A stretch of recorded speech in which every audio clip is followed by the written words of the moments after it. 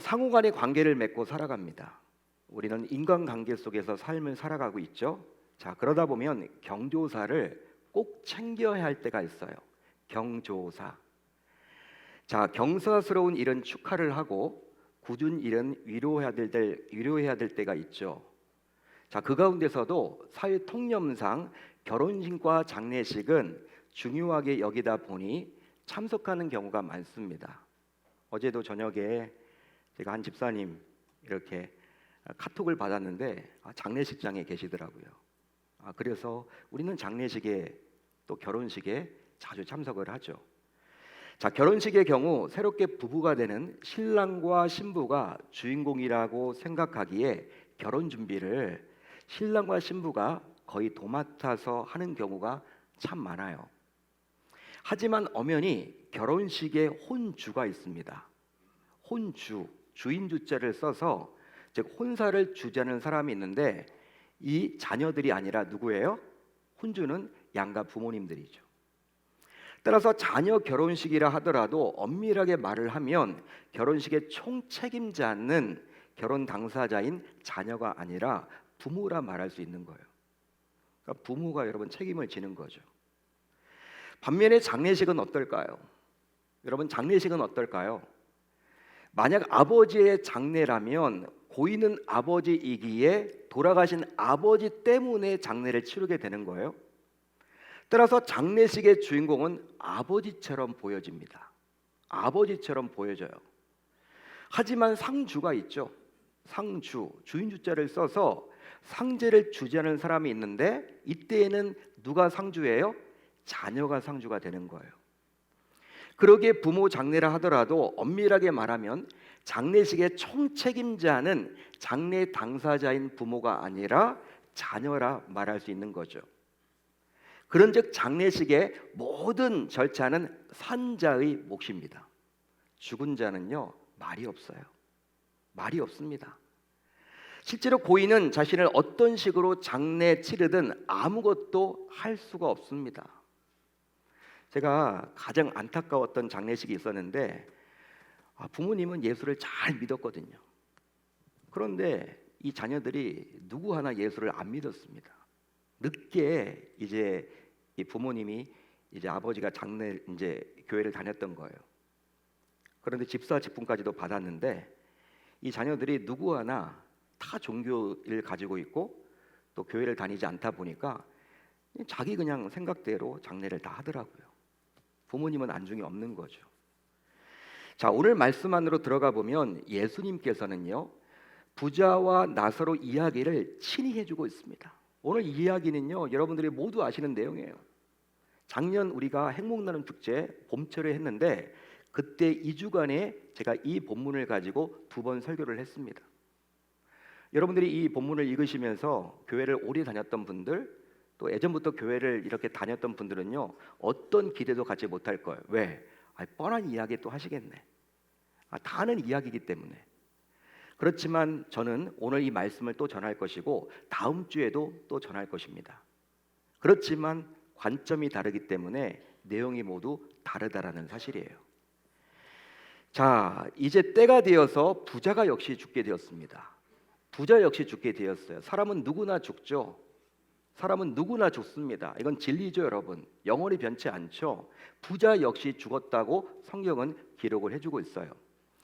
자, 그런데 이 부자가 죽었는데 다소 우리의 상식과는 맞지 않은 이상한 일들이 죽은 자에게 일어나게 되었습니다. 자, 오늘 말씀 23절을 볼까요? 이렇게 성경은 기록을 해주고 있죠. 눈을 들어 멀리 아브라함과 그의 품에 있는 누구를 보고? 나사로를 보고. 자, 이 구절에 따르면 부자는 분명히 죽었습니다. 부자는 죽었어요.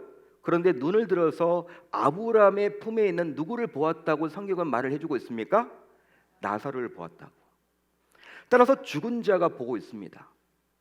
여러분들은 죽은 자가 본다라는 이 말을 과연 이해할 수 있습니까? 여러분 어떻게 죽은 자가 볼 수 있을까요? 어떻게 여러분 죽은 자가 볼 수 있습니까? 실제로 죽은 자는 매장을 하든 화장을 하든 정해진 장례 절차에 의해서 이미 시신을 처리했습니다. 우리는 이런 사실을 잘 알고 있기 때문에 죽은 자가 본다라는 것은요, 도저히 믿을 수가 없어요. 믿겨지지가 않습니다. 더욱이 본다라는 것은 죽은 것이 아니라 살아있다라는 증거 아닌가요? 그렇다면 과연 죽은 자들이 보고 있다면 이것은 좋은 일일까요? 그게 아니면 끔찍한 일일까요? 한번 여러분들이 생각을 해보세요. 죽은 자가 뭔가를 본다. 이게 여러분 무작정 좋은 일일까요? 아니면 끔찍한 일일까요? 아마도 사람에 따라서 다를 수는 있겠지만 죽은 자가 무언가 본다라는 것은 무조건 좋은 일이라고 말하지는 못하겠죠. 보고 싶지 않은 것도 분명히 있겠죠. 여러분, 분명히 부자는 죽었기에 죽은 자가 맞습니다. 죽은 자가 맞아요. 이미 장사까지 지냈다고 성경은 말을 해주고 있습니다. 더욱이 이런 사실은 하나님의 말씀인 성경에 기록되어 나오고 있어요. 심지어 하나님이신 예수님께서 이 이야기를 직접 해주고 계시죠. 따라서 이것은 거짓일 수도 없고 또 거짓일 리가 없습니다. 왜? 하나님의 말씀에 나와 있고 심지어 하나님이신 예수님께서 친히 해주고 있는 말씀이기 때문이에요. 더군다나 창조주이신 하나님은 피조물인 우리와 달리 우리가 볼 수 있는 세계뿐만 아니라 볼 수 없는 세계까지도 모두 볼 수 있으세요. 그분이 하나님이시죠. 그러기에 하나님의 존재를 믿는 분이라면, 하나님은 살아계시구나 인정하는 분이라면 예수님께서 말씀하신 대로 죽은 부자가 보았음을 믿어야만 합니다. 할렐루야, 할렐루야. 자, 그렇다면 왜 예수님께서는 부자가 천국에 있는 나사로 본 것을 드러내주고 있을까요? 과연 무슨 이유로 지옥에서 천국을 보고 있는 부자의 모습을 생생하게 오늘 이 시간 우리에게 보여주고 있는 것일까요? 바로 지옥이 과연 어떤 곳인지를 정확하게 보여주고자 함입니다. 지옥이 과연 어떤 곳이냐? 지금 그것을 선명하게 말하고자 하는 거예요. 자, 그러면 지옥은 과연 어떤 곳일까요? 여러분, 지옥은 어떤 곳입니까? 우선 지옥은 천국을 보면서 영원히 고통을 당하는 곳입니다. 이곳이 바로 지옥이라는 거예요. 지옥에 있는 부자는요, 천국을 실시간으로 바라보고 있어요. 지금 바라보고 있습니다. 천국을 실시간으로 바라보고 있어요. 자, 그런데 정말 놀랍게도 천국에는 누가 있어요? 자신이 평상시에 이 땅에 살아가면서 그렇게 핍박하고 박해하고 하대하고 어떤 기대도 갖지 않았던, 함부로 대했던 누가 있었어요? 나사로가 행복해하고 있는 거예요. 이 천국에서. 부자는 그런 나사로를 실시간으로 바라보고 있습니다. 부자는 불꽃 가운데서 단 1초도 쉼없이 고통을 당하고 있는데 나사로는 너무나도 행복해 있는 거예요. 행복한 그 모습을 지금 지켜보고 있는 거예요. 따라서 부자는 이런 나사로의 행복한 모습을 보니 자신의 비참한 처지를 떠올리며 더욱더 커다란 고통을 느끼게 되었죠. 실제로 이런 말이 있잖아요. 여러분 들어보셨는지 모르겠습니다. 모든 고통은 비교에서 온다. 들어보셨습니까?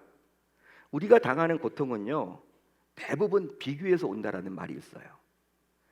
여러분, 이 말처럼 부자는 자신의 처지와는 다른 행복한 나사로를 바라보면서 더 큰 비참함, 더 큰 상실감, 더 큰 고통을 느끼게 된 거예요. 이처럼 지옥은 천국에 있는 나사로를 바라보면서 영원히 비교 고통을 느끼는 곳이라는 거예요.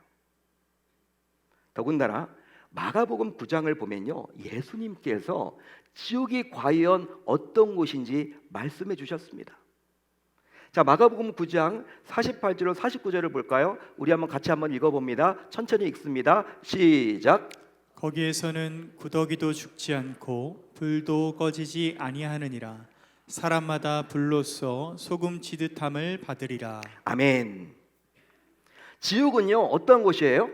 예수님께서 직접 이렇게 말씀해 주고 있습니다. 너무나 고통스러워서 죽고 싶으나 죽지 못하는 지옥이라는 거예요. 우리가 힘들면 막 죽고 싶을 때가 있죠. 근데 지옥에서는 이게 불가능하대요. 그 대신 계속해서 영원히 고통을 당합니다. 그러기에 구더기 한 마리도 죽지 않는 곳이 지옥이에요. 더욱이 이 세상의 불과는 달리 꺼지지도 않고 영원히 활활 타올라요. 여러분, 이 땅에서는 불이 나면요, 우리가 119 누르면요, 소방대원들이 와가지고 불을 다 끄죠. 아무리 큰 공장이라도 뭐 산불이라도 시간이 지나면 꺼집니다. 여러분, 산불 같은 경우에는 맨날 며칠 가는 경우도 있지만 그래도 꺼져요. 하늘에서 비가 내리면요 또 꺼집니다. 근데 지옥은 그렇지 않다라는 거예요. 지옥의 불은 그렇지 않다라는 거예요. 꺼지지도 않고 영영 활활 타올라요. 그것이 바로 지옥이라는 것이죠. 따라서 지옥은 영원히 고통받는 곳이에요. 한마디로 이 세상에서 느끼는 고통과는 비교할 수 없는 고통을 그것도 영원히 받게 되는 것이죠. 다음으로 지옥은 말로 표현할 수 없는 처참한 곳입니다. 자, 오늘 말씀 24절을 볼까요? 우리 한번 같이 읽어봅니다. 24절 시작. 그 손가락 끝에 물을 찍어 내 혀를 서늘하게 하소서. 내가 이 불꽃 가운데에서 괴로워하나이다. 여러분들에게 묻고 싶습니다. 여러분들은 한번 생각을 해보세요. 인간이 느끼는 고통 가운데 가장 견디기 힘든 고통이 있다면 그것은 과연 뭘까요? 사람마다 다 다르겠지만 뭐라고 생각을 하십니까? 목마름이랍니다. 갈증. 우리는 목마르면요, 제가 지금 목이 마르거든요, 이렇게 물을 마셔요. 우리나라가 물 부족 국가인 건 아세요, 여러분? 전혀 모르시네요. 제가 선교를 나가봤더니 이렇게 동남아나 아프리카 이런 데 가게 되면요, 물이 부족하잖아요. 그래서 물을 좀 정화시켜서 이렇게 마실 수 있도록 어떤 우리가 정수기나 좀 이렇게 시설들을 마련해주고 올 때도 있는데요, 물을 사서 먹기도 하고 그렇습니다. 자, 그런데 우리나라는 뭐 한강만 나가봐도 여러분 물이 많잖아요. 그러다 보니까 물 부족 국가인 걸 잘 몰라요. 우리가 물을 아껴야 됩니다. 맞는 말이에요. 그런데 여러분, 우리는 물 부족 국가임에도 불구하고 우리 주변에 물이 너무나 많아요. 쉽게 마십니다. 그렇기 때문에 이 갈증, 이 목마름이 얼마나 큰 고통인지 몰라요. 자, 여러분, 왜 목마름이 가장 큰 고통이냐면 예수님께서 십자가에 달려 모든 고통을 다 당하셨잖아요. 여러분, 창으로 찔림도 받고 가시 면류관을 쓰고 여러분 손에 여러분 발에 다 못이 박혀서 피가 철철철철 흐르지 않았습니까? 그런 여러분 고통이 얼마나 심했어요? 그런데 예수님이 십자가상에서 성경을 보게 되면요, 아, 나 손 아파, 나 다리 아파, 나 옆구리 아파, 이런 얘기 안 합니다. 유독 했던 말이 뭐예요? 내가 목마르다. 예수님이 이 말씀을 하셨어요. 내가 목마르다. 갈증이 심하다는 거예요. 여러분, 목마름이 여러분 최고의 고통임을 알고 그 말하시고 이제 숨을 거두셨어요. 그만큼 목마름, 즉 갈증은 참을 수가 없는 거죠. 자, 그래서 금식을 우리가 하더라도 뭘 여러분 꼭 마셔야 돼요? 생수를 꼭 마십니다. 왜냐하면 우리 몸에서 수분이 부족하면 현기증이 오고 그 결과 의식을 잃고 결국 사망에 이를 수도 있기 때문이죠. 자, 그런데 꺼지지 않는 불구덩이 속에 있던 부자는 너무나도 갈증이 심한 나머지 결국 참지 못하고 천국에 있는 나사로의 손가락 끝에 물을 찍어서 자신의 혀를 한번 시원케 해달라고 요청합니다.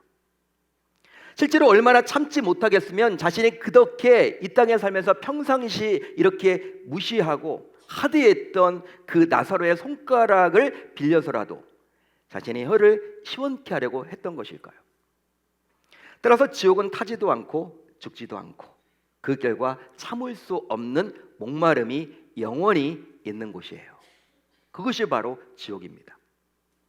여러분이 얼마나 비참하고 처참한 모습입니까? 한번 여러분들이 생각을 해보세요. 내 혀를 서늘하게 하소서.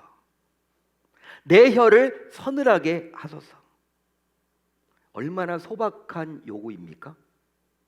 하지만 이 세상에서 아쉬울 것이 없던 부자였지만 지옥에서는 단 한 모금의 물조차도 얻을 수 없다 보니 이 얼마나 참혹한 모습이라고 감히 말할 수 있겠습니까? 사랑하는 성도 여러분, 혹시 여러분들은 미생이란 드라마를 보셨는지 모르겠습니다. 미생이란 여러분 이 단어는요, 바둑을 두시는 분들은 아실 거예요. 이게 바둑 드라마는 아니고요. 어떤 드라마냐면 무역회사인 대기업 상사를 다니는 직장인들의 모습을 그려주고 있는 드라마예요. 자, 그런데 여러분, 직장 생활이 만만치 않죠? 대기업에서 살아남는다라는 거 쉬운 일이 아닙니다. 누군가는 여러분 찍어내야지만 자기가 올라가는 구조 아닙니까? 심지어 영업을 해서 여러분 그 기업에 어떤 도움을 준다라는 것은요, 쉬운 일이 아니거든요. 여러분, 직장 상사가 있었는데 이 선배가 이제 그 경쟁을 못 이기고 직장을 그만뒀어요.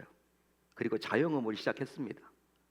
한참 시간이 지나는데 이 후배, 직장을 다니고 있는 그 후배, 이 직장인도 항상 사표를 여러분 이렇게 몸에 지니고 다녀요. 언제든지 사표를 내려고 힘들면. 여러분, 이 후배를 찾아와요. 그리고 밥을 같이 먹습니다.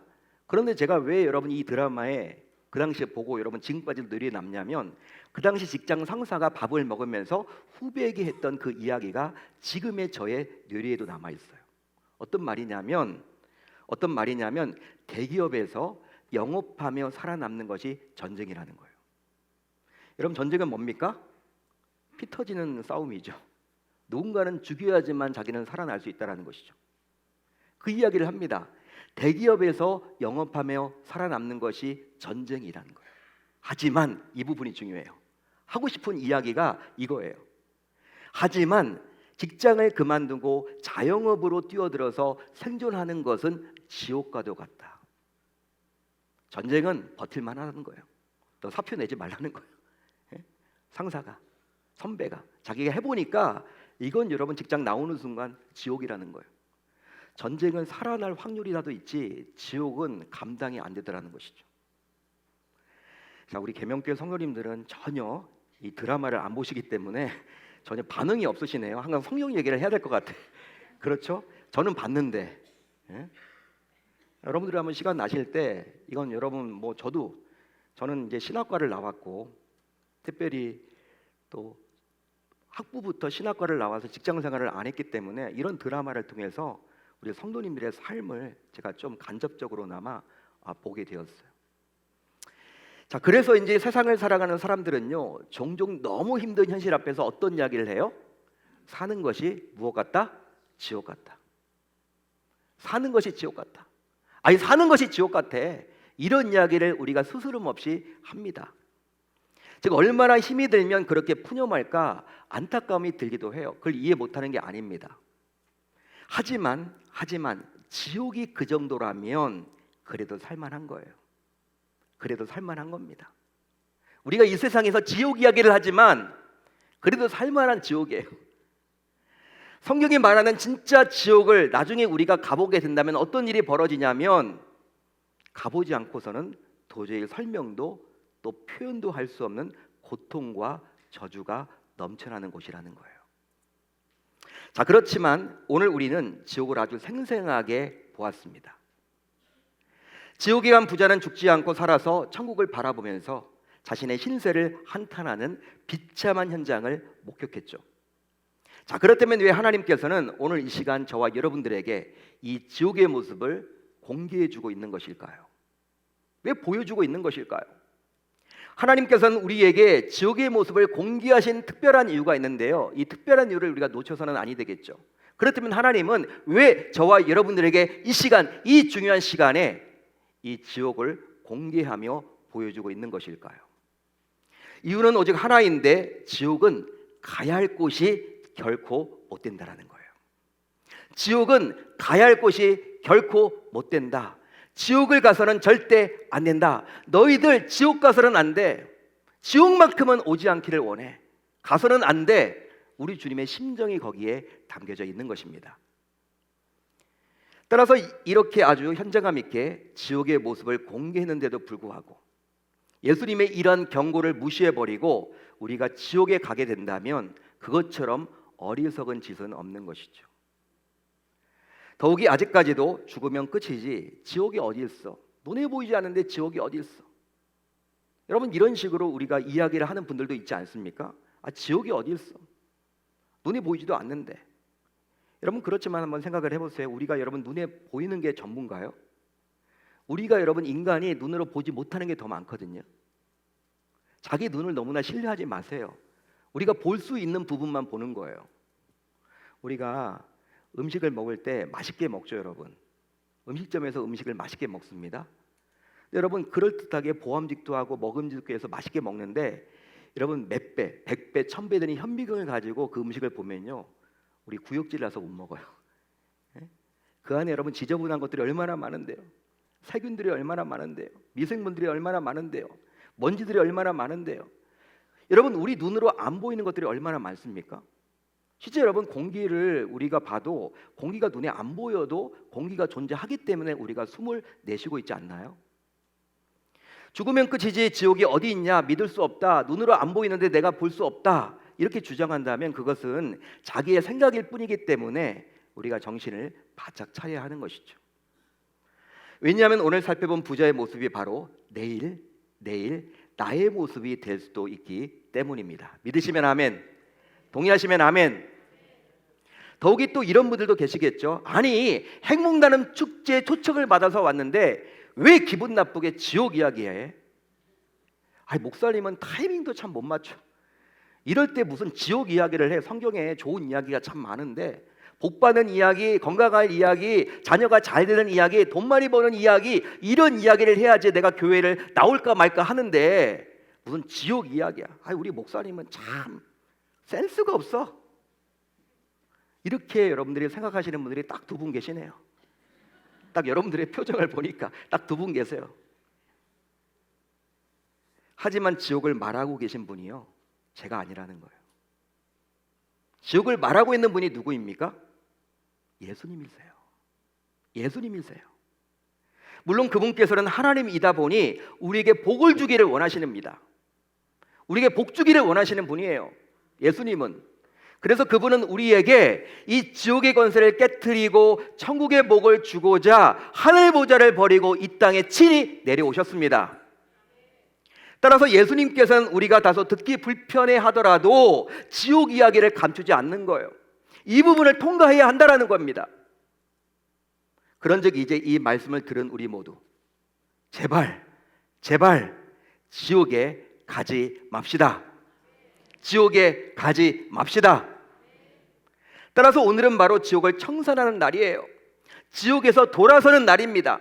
지옥행 열차에서 천국행 열차로 갈아타는 날입니다. 그런데 중요한 것이 있어요. 그것은 바로 무엇이냐면 죽음 이후에는 그 누구도 바꿀 수 없다라는 거예요. 지금 바꾸셔야 합니다. 바로 지금 바꾸셔야 합니다. 기회가 주어졌을 때 바꾸셔야 합니다. 따라서 더 미루지 마시고 이제 오늘 방향을 바꾸어야만 하겠죠. 자, 그렇다면 이제 어떻게 하면 좋을까요? 우리가 어떻게 하면 좋을까요? 어떻게 해야만 하는 것일까요? 우선 내 삶의 목표를 예수님께로 바꾸어야 하겠습니다. 내 삶의 목표를 예수님께로 바꾸어야 하겠습니다. 실제로 지옥은 누가 갑니까? 여러분, 지옥은 누가 가요? 예수님과 다른 방향으로 가는 자들이 가는 곳이 지옥이에요. 예수님은 이쪽으로 가시는데 내가 그게 싫다고 이쪽을 반대 방향으로 가면요, 지옥 가는 거죠. 요한복음 14장 6절을 볼까요? 예수님이 친히 이렇게까지 이야기를 하셨습니다. 예수님의 말씀이에요. 같이 한번 읽습니다. 시작. 내가 곧 길이요 진리요 생명이니 나로 말미암지 않고는 아버지께로 올 자가 없느니라. 이 구절을 보시면 예수님께서는 자신을 통과하지 않고서는 하나님 아버지가 계시는 천국으로 갈 수 없다라고 분명히 이야기를 하십니다. 따라서 예수님께로 자기 삶의 방향을 바꾼 자는 그 누구든지 지옥의 저주에서 벗어나서 결국 천국으로 갑니다. 할렐루야, 할렐루야. 다음으로 예수님의 십자가의 죽음과 부활을 마음으로 믿고 분명한 신앙 고백을 해야만 하는 거예요. 로마서 10장 9절로 10절을 볼까요? 우리 한번 같이 읽어봅니다. 로마서 9장 10절, 9장 우리 10장 9절로 10절 같이 읽습니다. 시작. 내가 만일 내 입으로 예수를 주로 시인하며 또 하나님께서 그를 죽은 자 가운데서 살리신 것을 내 마음에 믿으면 구원을 받으리라. 사람이 마음으로 믿어 의에 이르고 입으로 시인하여 구원에 이르느니라. 아멘. 사람이 마음으로 믿어 의에 이르고 입으로 시인하여 구원에 이르느니라. 아멘. 바울이 이야기를 하고 있지만 오직 예수의 십자가의 죽음과 부활을 마음으로 믿어야 돼요. 마음으로 받아들여야 돼요. 그것이 바로 영접입니다. 그리고 나서 예수를 주로 시인하면 결국 구원을 받게 되는 것입니다. 따라서 예수님만이 영생을 주시는 유일한 구주이심을 믿고 또 입으로 고백하는 신앙 고백이야말로 지옥의 저주를 끊을 수 있습니다. 할렐루야, 할렐루야. 마지막으로 구원의 확신을 가지고 살아가야 합니다. 구원의 확신을 가지고 살아가야 합니다. 요한일서 5장 13절을 볼까요? 이렇게 나와 있습니다. 우리 한번 같이 읽어봅니다. 시작. 내가 하나님의 아들의 이름을 믿는 너희에게 이것을 쓰는 것은 너희로 하여금 너희에게 영생이 있음을 알게 하려 함이라. 아멘. 사도 요한은 하나님께서 주시는 구원을 확신하는 것이 몹시 중요하다고 이야기를 해주고 있어요. 따라서 예수를 믿는 성도라면 스스로 구원받았다라는 확신 속에서 살아가야만 하는 것입니다. 우리 교회에서 필수 양육 과정 가운데 성장반이 있습니다. 10주 과정인데요. 그 10주 과정 가운데 무려 4번 4주에 걸쳐서 구원 이 부분을 점검해요. 교회를 오랫동안 다녀도 목사님이 물어볼 때는 내가 아멘 했는데, 내가 천국 갈 것 같이 느껴졌는데, 또 혼자 있다 보니까 자꾸 구원이 흔들리는 분들이 많아요. 여러분, 예수를 영접하는 순간 내 마음속에 하나님이 좌정에 계십니다. 믿으시면 아멘. 근데 그 하나님은요, 우리를 버리는 법이 없어요.